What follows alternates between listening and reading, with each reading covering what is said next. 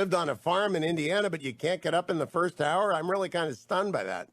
Well, I actually messaged you at 5:45 this morning to let you know I'd already fed the chickens and milked the cow, and I was hoping your show prep was going along. And also, I was a naval flight officer, and I graduated from Purdue ROTC, not the academy. I Oh, didn't go to that's the right. trade school.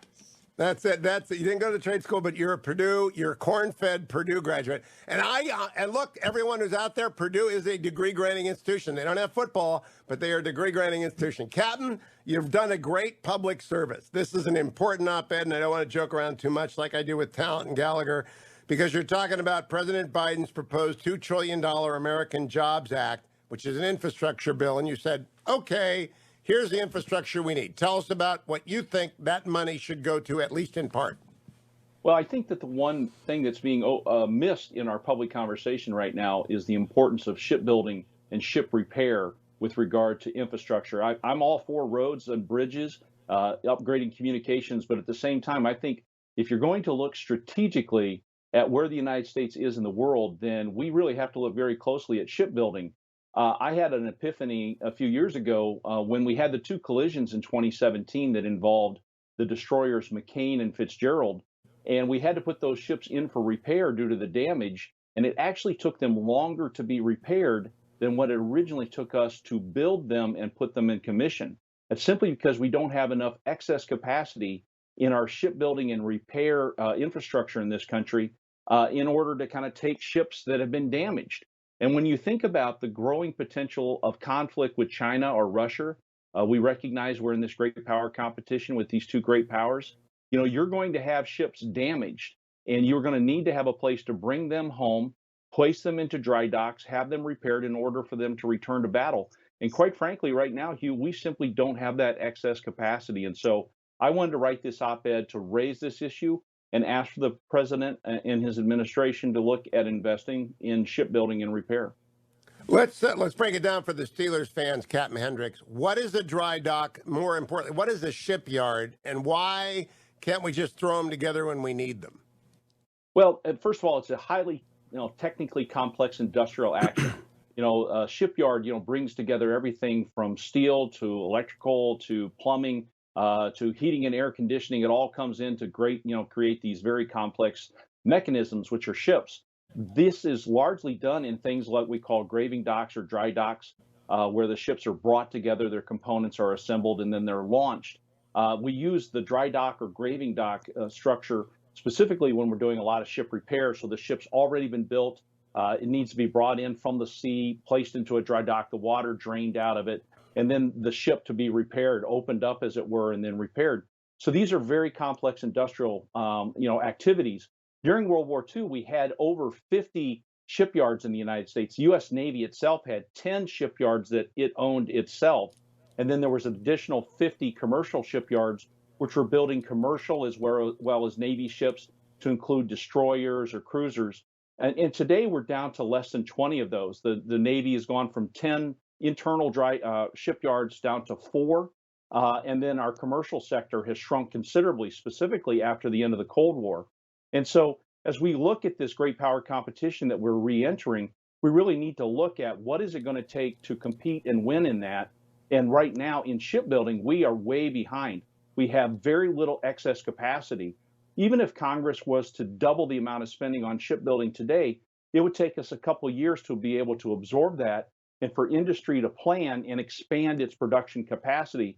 And we haven't sent a clear and consistent enough signal to shipbuilding for it to do that. Now, you mentioned, I think, the most important comparison. We have 4 Navy shipyards and 10 commercial, or 40 commercial. So 4 and 40, is that right, or 4 and 10? No, actually, it's 4 Navy shipyards and then less than 20 right now. I can count Okay. 14. There may be a few others that have these agreements with the Navy that I'm not aware of, but I know of at least 14 where we're looking at shipbuilding and then also repair, and that's just far too little to be able to handle the competition.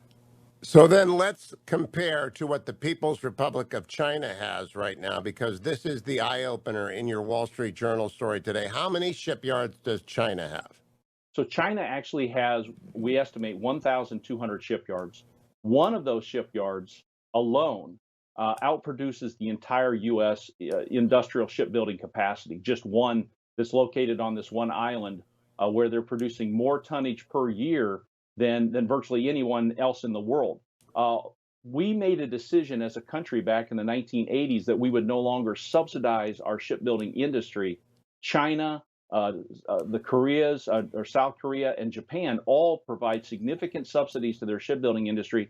And right now, they dominate. Almost 90% of shipbuilding capacity in the world is located in those three countries. Europe also subsidizes its shipbuilding industry. They also build a lot of ships there. The United States builds very little, unfortunately. We have two shipyards that really do commercial shipbuilding, one in Philadelphia, one in San Diego, outside of building for the Navy. And that's about it. We are just not a big shipbuilding country, which is unfortunate because, as I said in my book, we were a sea power at our founding, and we should become one again. We should be investing in the sea and the commercial trade that goes across the sea. So I want to emphasize again, the United States Navy has 4 owned and operated shipyards, and there may be as many as 20 commercial shipyards that can service Navy ships. China has 1,200 shipyards, the largest of which produces more tonnage, meaning ships, than all of America combined.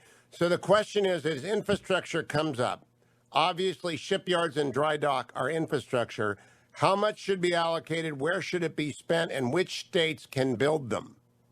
Well, right now, I think we could, so on how much, quite frankly, I think we could easily absorb, up to $25 to $40 billion within shipbuilding if we were doing it in a very systematic way. If we went back to the way, like, for instance, Knutson was managing the industrial base during World War II, and we looked at that sort of a centralized management plan, we could begin looking at that. There is excess capacity. There are dry docks, for instance, in Mississippi and in Alabama, as well as Puerto Rico. The Philly shipyard itself could take additional capacity. There's also Mare Island in California, which I think we have to spend a lot of attention looking at shipyards that are on the Pacific Rim, because that's the most likely place that if there was a conflict, we would bring ships back for repair. And there's also shipyards, for instance, out in Guam.